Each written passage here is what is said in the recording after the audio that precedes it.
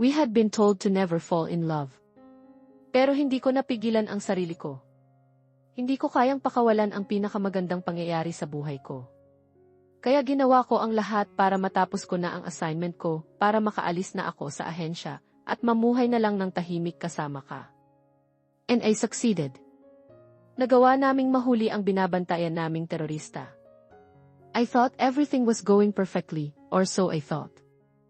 Remember the trip to the Vigs? Nasa opisina ako ng CIA noon. Doon ko nalaman na inilagay ko sa panganib ang buhay ng pamilya mo.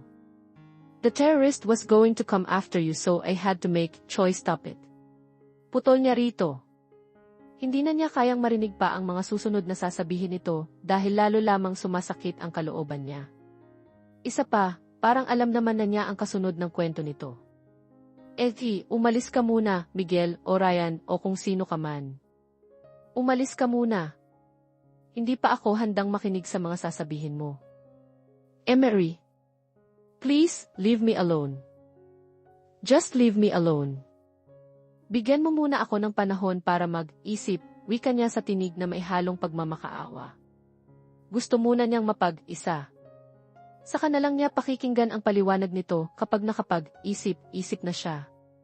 Ilang sandaling nanahimik muna ito bago nagsalita. Kung may isang bagay man na totoo at hindi ka sinungalingan, iyon ay ang pagmamahal ko sa iyo, Princess. 3 words, 8 letters. Always remember that, basag ang boses na wika nito bago niya narinig ang papalayong yabag nito. Lakad ka, Emery? Tanong sa kanyang papa nang bumaba siya ng hagdan bit-bit ang isang traveling bag. Napaismid siya nang makita sa sala nila si Ryan. Halos doon na ito nakatira. Ilang beses nitong sinubukan na paamuin siya, ngunit matigas pa rin ang loob niya. Gusto pa niyang makitang nagdurusa ito, katulad ng pagdurusa niya noon. Alam na niya ang lahat mula sa pagiging CID agent nito hanggang sa pagpapalit nito ng mukha para hindi sila balikan ng mga terorista. Nakita na rin niya ang mga dokumentong inilagay nito sa silid niya. Nawala na ang tampo niya sa mga magulang niya pero hindi pa nawawala ang inis niya kay Ryan at hindi pa niya kayang patawarin ito dahil masama pa rin ang loob niya rito. May out of town ng accounting department pa. Nabanggit ko na kay mama kagabi, sagot niya sa tanong ng kanyang ama. Saan kayo pupunta? Tanong ni Ryan. Kita niya ang pagkunot ng noo nito nang hagurin siya ng tingin at makita ang suot niya. Tube blouse at short shorts ang suot niya. Sinadya niyang iyon ang isuot para ma-emphasize ang hubog ng kanyang katawan. Sinadya rin niyang itaas ang buhok niya para lumitaw ang makikinis na balikat at likod niya. Tingnan lang niya kung hindi lumuwa ang mga mata nito sa itsura niya. Hindi niya pinansin ang tanong ni Ryan. She pretended that he didn't exist. Dinampot niya ang isang magazine at umupo sa katapat nito. Sa pag-upo niya ay lalong umiksi ang shorts na suot niya at masisilip na yata ang singit niya. Nagbunyi ang kalooban niya nang lalong nagsalubong ang mga kilay nito. Iyon talaga ang pakay niya ang inisin at pagsilusin ito. Oh, akala ko ba may out-of-town trip ka? Bakit nakaupo ka pa riyan? May halong paninita na tanong ng kanyang papa. May palagay siyang alam nito na torture niya si Ryan. Pwede ba, Emery? Marami ka namang damit. Bakit tila naubusan sa tela ang napili mong isuot? Aba, papa, stop, saway niya rito. Nasa tamang edad na siya para magdesisyon para sa sarili niya at kasama na roon ang pananamit. Hinihintay ko na siya, di ba? What do you think of him, pa? Kaopisina niya si Anthony. Kagaya niya ay isa rin itong accountant. Ako na ang maghahatid sa'yo. Sabad uli ni Ryan. Muli ay hindi niya ito pinansin. Binalingan niya ang kanyang ama. May narinig ka ba, pa? Kailangan na siguro nating ipabless ang bahay. Parang may kasama tayong ibang entity, nakangising wika niya. Emery. Saway sa kanya ng papa niya. Mukhang pagsasabihan pa siya nito pero naudlot iyon dahil sa paghinto ng isang sasakyan sa tapat ng bahay nila. Maya-maya ay narinig niya ang busina. May usapan sila ni Anthony na bubusina ito kapag dumating na ito para hindi na nito kailangang bumaba pa ng sasakyan. Oh, that's him, excited na sabi niya. Inilabas niya ang compact powder niya at tiningnan ang makeup niya. Nang masigurong maayos ang hitsura niya ay tumayo na siya. Hinalikan niya ang kanyang papa sa pisngi bago siya lumabas ng bahay na sukbit sa balikat ang traveling bag niya. Tumawa siya nang lulan na siya ng kotse ni Anthony.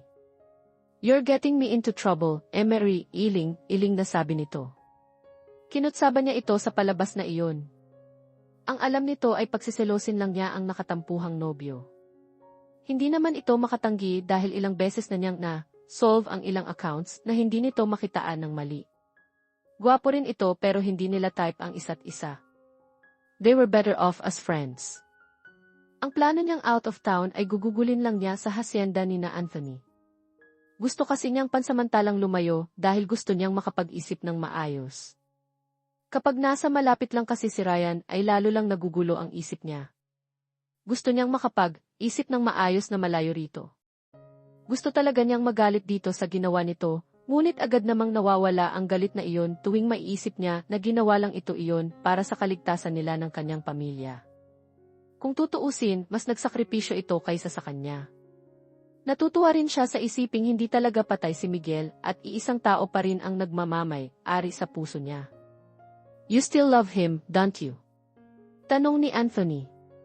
"Why make things more complicated when all you have to do is forgive him?" Hindi na siya nakasagot dahil bigla na lang itong pumreno. Mabuti na lang at nagsuot siya ng seatbelt. Kung hindi ay tiyak nasasalpok ang mukha niya sa windshield ng kotse. Hindi na niya kailangang magtanong kung bakit biglang pumreno ito dahil nakita na niya ang sagot na kaharang sa kalsada ang kotse ni Ryan. Bumaba ito ng kotse at madilim ang mukhang nakatayo sa harap ng kotse ni Anthony. Ganoon na baka okupado ang isip niya at hindi niya namalayang sinusundan sila ni Ryan? "Did I tell you were getting me into trouble?" "Emery?" Nakangiwing wika ni Anthony. "Yes, you did." "Ay, atras mo ang sasakyan," matatag na wika niya bagaman kinakabahan na rin siya, dahil noon lang niya nakita ang hitsura ni Ryan na para itong sasabak sa gyera. Aatras pa lang si Anthony nang umalinggaw ang isang putok ng baril. Hindi niya napigilang mapatili. Natutok pa niya ang bibig niya dahil sa panghihilakbot. Binaril ni Ryan ang isa sa mga gulong ng kotse ni Anthony. Nang makabawi sa pagkabigla ay galaiting bumaba siya ng kotse at sinugod si Ryan. Hindi siya natatakot sa baril nito dahil tinuruan siya noon ni Miguel kung paano humawak at magpaputok ng baril. "Anong ginagawa mo?" Galit na si Tanya kay Ryan. Ngunit bale, wala yata ang galit niya dahil lalong lim ang mukha nito nang makita siya. "Get in car," maring utos nito. Halatang matindi ang pigil na ginagawa nito dahil sa panay pagkikislutan ng facial muscles nito. "Sino ka para utusan ako?" Bilang tugon, itinutok nito ang baril nito sa kotse Anthony. Kinabahan siya. Sharpshooter ito. "Leave him alone." Nahihintakutang sigaw niya bago padarag na sumakay sa kotse nito. Ilang sandali pa ay nakaupo na ito sa driver's seat at hagis sa backseat ang traveling bag niya. Hindi sinasadyang napasulyap siya sa salamin kotse at ganoon na lamang ang panlalaki ng mga mata niya nang makita ang itsura niya. Nagkalat ang lipstick niya. She looked like she had just been used. Iyon siguro ang dahilan kung bakit mukhang nagwawala na ito sa galit. Iniisip marahil nito na naghalikan sila ni Anthony. Bakit nga ba nagkalat ang lipstick niya? Bigla niyang naalala na natutop niya ang kanyang bibig nang barilin nito ang gulong ng kotse ni Anthony. Tiningnan niya ang palad niya. May mga bakas pa nagkaroon ng lipstick. Malay ba niya na pangit na klase pala ang lipstick na nabili niya ng nagdaang araw? Nagandahan siya sa kulay niyon kaya binili niya. "Anong gusto mong gawin ko para patawarin mo ako?" Malumanay na tanong nito habang ang mga kamay ay mahigpit na nakahawak sa manibela. Napapikit siya nang biglang sumama ang pakiramdam niya. Parang gustong lumabas ng lahat ng laman ng tiyan niya. "Anong?" "Emery, namumutla ka." Itinigil nito ang sasakyan at niyakap siya ng mahigpit. "I'm sorry, princess. I'm sorry. I didn't mean to scare you." She pushed him away and climbed out of his car. Tamang-tama naman dahil biglang umalon ang sikmura niya at sa isang iglap ay nagsusuka na siya. Naramdaman niya ang paghagod nito sa likod niya. "Kinulang kasi sa tela ang mga damit mo kaya ayan, nalamigan ka tuloy." Hindi niya alam kung nagbibiro ito o ano pero hindi nito nagawang itago ang pag-aalala sa tinig nito. Take me home, wika niya ng pakiramdam niya ay wala na siyang maisusuka pa. Dadalhin kita sa doktor, git nito. I said, take me home. Naiiritang wika niya. Hindi na niya kailangan ng doktor para malaman kung ano ang kondisyon niya. All the symptoms were there. 3 buwan na siyang hindi dinadatnan ng buwan ng dalaw. Madaling mag-init ang ulo niya at naglalaway siya kapag may gusto siyang kainin. She heard him sigh.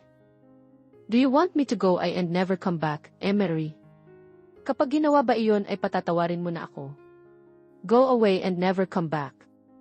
Paulit-ulit na umalingaw iyon sa pandinigya. Iyon nga ba ang gusto niya? Makakaya ba Jayang mawala ito ng tuluyan sa buhay niya? No. Of course not. Alam niyang hindi iyon ang gusto niya. Mahal niya ito kagaya ng dati. Baka nga mas mahal niya ito ngayon dahil sa malamang malaki ang isinakripisyo nito para sa anya at sa pamilya niya. Isa pa, ngayon pa ba niya pakakawalan ito gayong magkakaanak na sila? Even if you want me to go away, I still wouldn't do it, Emery. Leaving you again would mean death to me. So please, don't ask me to leave. Biglang naglaho ang hinanakit niya rito nang makita ang mga luha sa mga mata nito. Tila tinunaw niyon ang yelong bumabalot sa puso niya. 3 words, 8 letters. Say it and I will forgive you, nakangiting sabi niya. Nakaawang ang bibig na binalingan siya nito. Ikinulong nito ang mukha niya sa mga kamay nito, saka parang bata na pinaliguan ng halik ang buong mukha niya.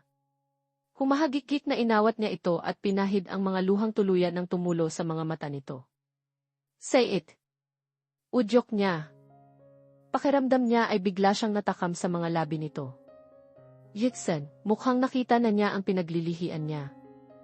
She traced his lips with her forefinger and lightly kissed them. I love you, sabi nito habang nakatingin ng tuwid sa mga mata niya. Mahal na mahal kita, princess, sabi pa nito bago ito yumuko para halikan siya.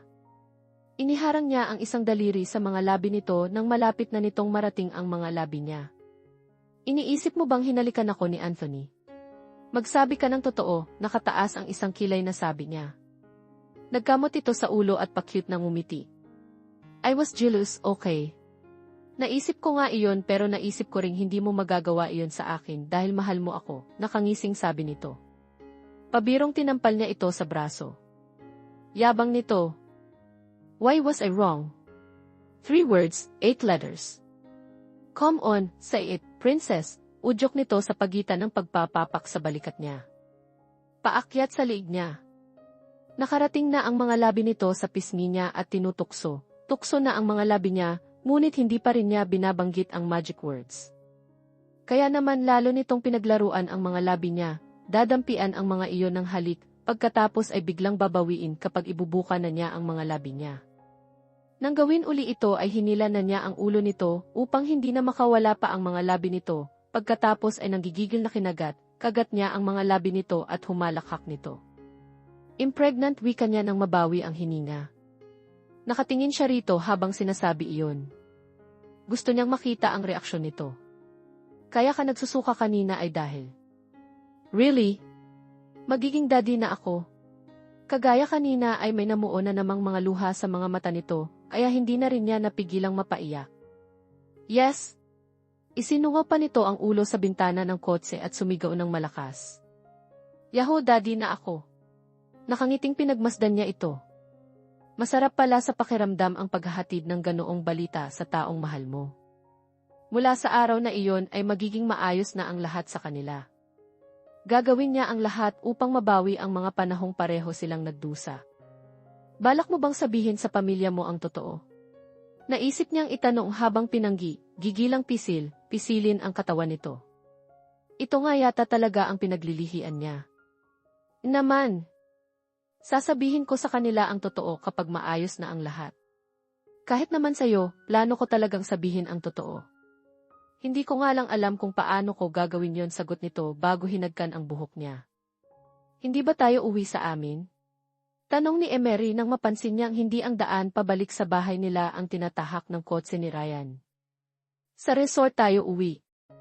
Humanda ka, ilang buwan mo rin akong tiniis kaya magbabayad ka wika nito.